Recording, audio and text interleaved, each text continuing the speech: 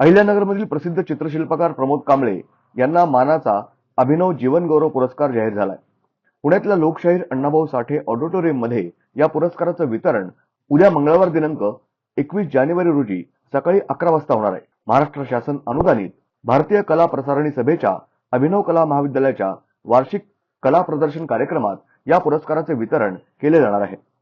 या महाविद्यालयात मूलभूत अभ्यासक्रमाबरोबरच रेखाकला आणि रंगकला, उपयोजित कला, कला शिक्षक पदविका, डिप्लोमा इन आर्ट एज्युकेशन असे अभ्यासक्रम शिकवले जातात.